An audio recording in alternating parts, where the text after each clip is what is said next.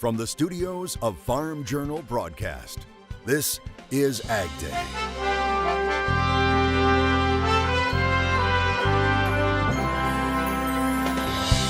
Coming up on AgDay, who's responsible for all this rain? We talk a little farm sense with Mother Nature. I'm Betsy Gibbon. The grain market stays in the green. Are customers taking advantage at different elevators? We have the story ahead in the show. As producers continue to battle to take control of their fields from wild spring weather. Just to try to get to tomorrow and hope it doesn't rain tonight. AgDay, presented by the all-new Chevy Silverado, the strongest, most advanced Silverado ever. Good morning, I'm Clinton Griffiths. Happening right now, thousands of people on the Arkansas-Oklahoma border are feeling the impact of widespread flooding along the swollen Arkansas River. But there is a bit of good news. The U.S. Army Corps of Engineers saying the discharge from the Keystone Lake Reservoir has now peaked and they will be able to reduce flows by the weekend. Heavy rainfall intensified flooding in already saturated areas on Wednesday as the Arkansas River hit record levels in Arkansas's second largest city of Fort Smith. Officials say the aging levee system is holding up. That's despite a rush of water coming downstream from rain-soaked Oklahoma and Kansas. Now take a look at this. The U.S. Army Corps of Engineers sharing this video on Facebook of Keystone Lake. The Corps forced to release water from the overfilled reservoir earlier this week into the rain-swollen Arkansas River. This is really a flood event of historical proportions here in the district. It's one of the top two that we've experienced in the history of the district in the last 80 years. It really all started up in Kansas, and over the course of the last 30 days, we've had upwards of 20 inches of rain across our district AO, and it just keeps raining event after rain event after rain event. But for many farmers in that area, even if the rain stops falling, they may be out of luck when it comes to planting.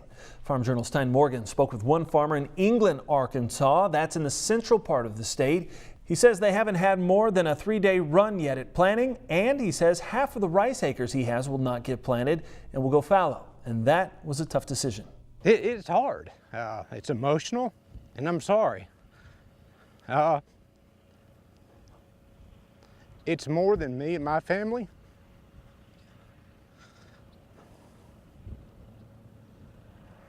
It's been stressful. I've never been through this, but it's more than, I'll get together. It's more than just my family. We have 30 some odd employees who have families. We have crop consultants who depend on us who won't get paid because it's fallow. Brantley says once the weather clears up, they still have to repair ruts in the field from last September's harvest. Right now, they're focused on finishing up planting the cotton crop. As wet weather lingers, the markets continue to trade in the green. That's prompting some farmers to finally sell the grain they've had in storage. AgDay's Betsy Gibbon reports. Clinton, the grain market continues to rally over the last couple of trading sessions, and customers at this grain elevator are taking advantage of those prices. Activity is trucking along in the Clunet elevator in Leesburg, Indiana. This market has kind of been at a stalemate for so long. You know, guys have been waiting for this momentum to pick up so that they could capture some opportunities. As farmers are selling grain they have stored at the elevator from last fall. We've probably seen about half of everything in storage kind of get sold here recently just because of the prices that we've been able to capture. As a result, corn stocks at the facility are some of the lowest in years as end users are buying too. I mean, we're only filling a quarter of our space right now. While many are making the move, others are not ready to sell old crop just yet. I still have some corn, some old crop corn yet to sell, and I haven't pulled the trigger yet. Miller said this part of Kosciuszko County had a short window to plant. She estimates 30 to 40% of corn ground has been planted. Reporting for AgDay, I'm Betsy Gibbon. What do you do when you're dealing with constant planting delays? Meteorologist Mike Hoffman shows us today's crop comments. Mike? Thanks, Clinton. It looks like some of the farm equipment has been hanging out in the barn too long. Check out this video shared with us by Gavin Kenny. His farm is in central Nebraska. Watch this shot as the camera moves from the planter to the tractor. Yep, a bird has set up shop in the tractor, complete with 2 eggs in the nest. A sign that equipment isn't getting too much use lately. Kind of sad, but a little bit funny at the same time. There's our wind speed forecast. You can see we are not expecting too much as we start the day. A little bit more wind in the upper Mississippi Valley and the Great Lakes as we head through the afternoon. Heading into the day tomorrow, kind of the same idea, a few spots in the lower Great Lakes, and then that increases again in the Great Lakes and Ohio Valley, northern Mississippi Valley once again, and parts of the Southwest. I'll have more on your forecast coming up. All right, thanks, Mike. Adding to the pressure on producers right now, farm finances. A new report says farmers are falling behind on loans at a higher rate this year. The FDIC's quarterly banking report shows an uptick in farm loans that are past due during the first quarter of this year. One official saying, quote, some farm banks are reporting asset quality deterioration, saying the rate of non-current farm loans at community banks was 1.28% in the first quarter. She says it affects community banks more or less in the middle of the country.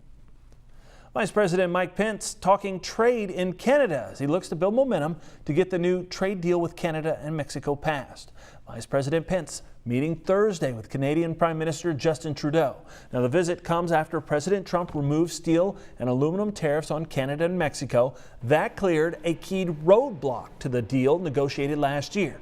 Now, the new trade deal needs approval from legislatures of the U.S., Canada, and Mexico. Trudeau says talks with Pence will focus on the ratification process, and he has said that Canada intends to match its ratification process with the U.S. Congress. Also in Washington, a longtime senator and former chairman of the Senate Ag Committee, Thad Cochran of Mississippi, has died. This is him in 1996. Cochran spent nearly a half a century in Washington, serving in the House and as a senator from 1978 to 2018 when he stepped down for health reasons. Now, Cochran chaired the Senate Ag Committee from 2003 to 2005, but was known as a strong proponent of nutrition assistance and an advocate for southern crops like cotton, rice, and peanuts. He was 81. Lean hog prices continue to be dynamic given the outbreak of African swine fever. We'll talk those hog prices and potential impacts longer term coming up in analysis. And later, for a kid from the Southwest, it's hard to talk bad about the rain. I'm nearly there. A little tough love on Farm Sense. Closed captioning is brought to you by BASF. Grow smart with BASF. We create chemistry.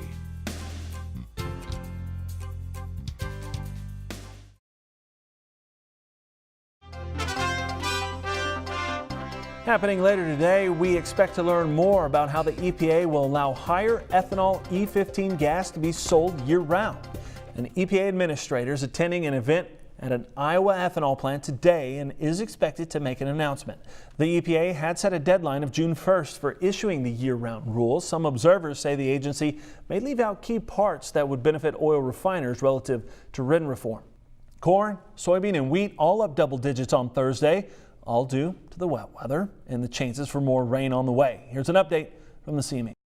Corn finished up over 17 cents today, and that's a very good move in spite of the moves that we saw yesterday, right? We saw a 25% move in 25 minutes yesterday. That's going to give anybody a little bit of pause for concern because that is one heck of a lot of volatility, something that's got to give us something to worry about. We've had a 12-day move higher, right? A 12-day dollar move higher. And to see that market back off as quickly as it did was down to, say, greed and maybe some Mother Nature issues. So initially greed and Mother Nature got us to where we were, but then there started to be some doubt about that move and going lower. That was what we saw yesterday. Now today, there wasn't anything that came out and said go out and run out and buy corn, but we got rid of those week longs and back came the buying, and the buying came in earnest. We will see some degradation in the corn yields as this is getting in later and later into the season.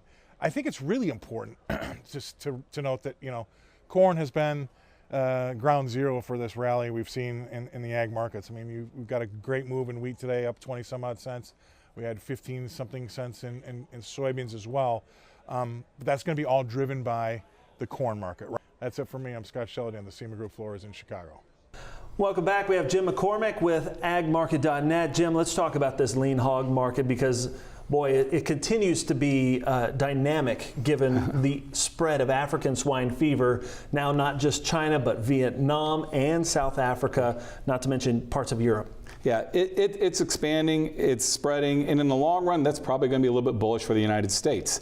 We know we got this trade war going on with China, but you saw it this past week. They had their second largest hog purchase in a long time, if not a record. So what you're seeing right now is the food scarce is getting tight, and as this expands, that should be profitable for the U.S. producers, because essentially these foreign buyers are going to have to find pork somewhere, and the further it expands, the more bullish it is for the United States. Now, that being cautious, we're going to tell hog producers, you got to kind of keep an eye on this. If you get profitable levels, I'd encourage you to lock some of it in or use options or something, because the fact of the matter is, a lot of people unfortunately believe it's not if, it's just a matter of when this may make it into the shores of the United States. We hope it doesn't, but the fact of the matter is we got to be cognizant this could happen. And we're getting some very good opportunities with these runs. They're wild swings, so consider option plays, but a way to lock in profits when you can. Yeah, as you watch all of this develop and see, you know, the kind of the market dynamic with hogs, it does feel like at some point we have got to supply the world with this pork. Well, that's it. I mean, you're seeing, like you mentioned, there, you know, you're seeing expand across the world. It's probably only going to continue to expand. And that's just going to drive the pork up, and that's also going to help the beef price, because essentially as the price goes up for pork, it makes pork more expensive domestically, and that'll help drive the price of beef up. I think you'll see China come in and buy beef down the line eventually as well. Japan, we just cut a deal with Japan to drop some tariffs for beef just recently, and that should open up the beef market, which takes some competition away from the pork, which will just kind of feeds on itself. And you know, unfortunately for the consumers out there, they're going to see some food inflation. The price of beef and pork is going to go up. Their cost of going out to eat is going to get more expensive, but that hopefully will trickle down to the producer. Yeah, well, hopefully it does. It is a dynamic and changing situation. We appreciate the insight, Jim. We'll be back with more Ag Day coming up here in just a second. To contact Jim McCormick at Ag Market, call 844-4AG-MARKET or visit their website at www.agmarket.net. Ag Day, brought to you by new Delaro fungicide for corn and soybeans. Achieve personal best yields.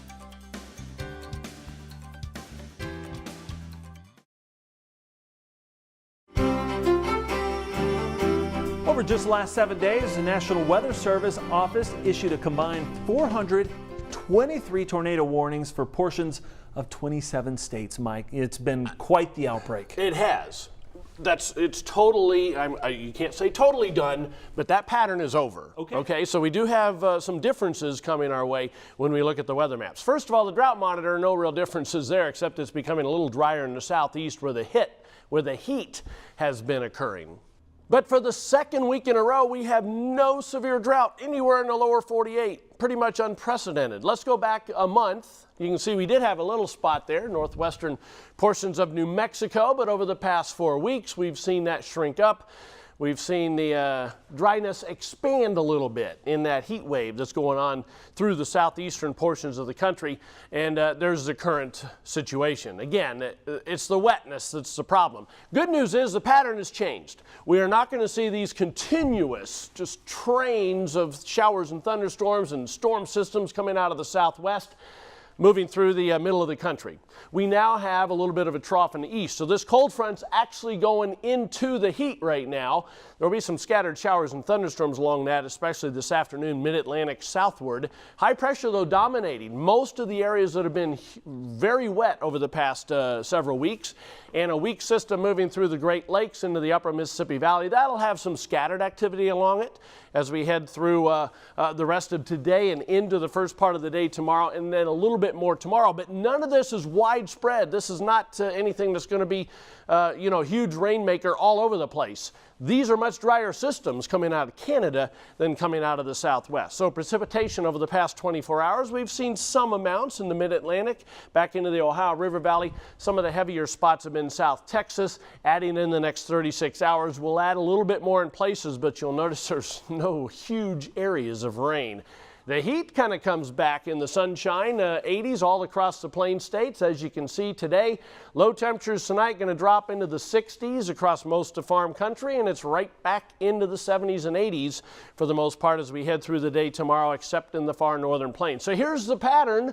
Look at the trough, a decent trough digging in this weekend into the early part of next week. And even once we see that trough kind of leave, it doesn't go back to the big ridge in the southeast. So we'll have to see how this pattern evolves. That's a look across the country. Now let's take a look at some local forecasts. First of all, for Spearfish, South Dakota, warm with a thunderstorm in some areas, a high temperature of 75. Cairo, Illinois, partly sunny, comfortably warm, high of 81. And Dover, Delaware, clouds along with some sunshine, high of 83.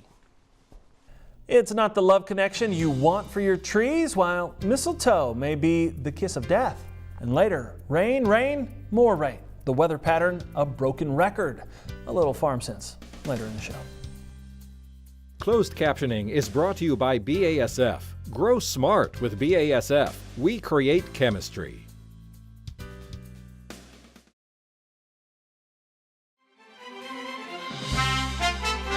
Underneath the mistletoe, it sounds like a romantic notion, but as gardening expert Paul Pugliese from the Georgia Farm Monitor tells us, mistletoe has no love connection whatsoever for trees. We get a lot of calls about trees that are dying back as far as the branches in the upper canopy. One of the more common problems that we see or get calls about is mistletoe. A lot of people don't realize that mistletoe is actually a parasitic plant that infects the branches of trees and can actually steal water and nutrients from those branches. And over time, if enough branches are infected with that, you'll have extreme dieback, and those branches can break and be a hazard near your home or near your car. So mistletoe is actually a plant parasite. So it's a plant in the sense that it needs sunlight to grow, but it's a parasite in the sense that it steals water and nutrients from the tree that it's growing on. It actually produces these tiny little white berries that are very attractive to a lot of different bird species. Birds will eat these berries, they'll pick them up and they'll eat them and digest them, and then they'll plant those berries wherever they land. So that's actually how mistletoe spreads from tree to tree. One of the best ways to control mistletoe is to prune it out. There's really no other treatment that's very effective or as effective as pruning it out. Now on small trees, this is something you can do at home. For larger trees, you may need to hire a certified arborist to come out and do this kind of work.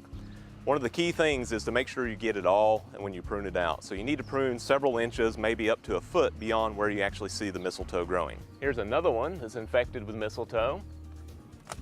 And we'll pull that one out, and you can see how I cut about a foot off of that branch. And again, for larger jobs, this may not be something you can do yourself.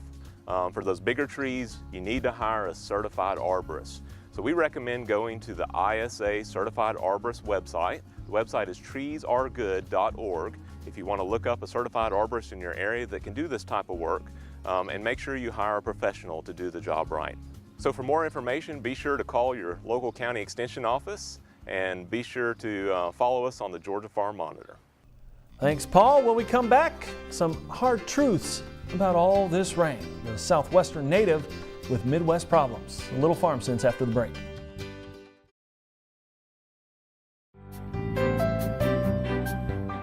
In the Country is powered by Kawasaki. Let the good times roll. All right, I think it's time to have a heart-to-heart. No, not with you.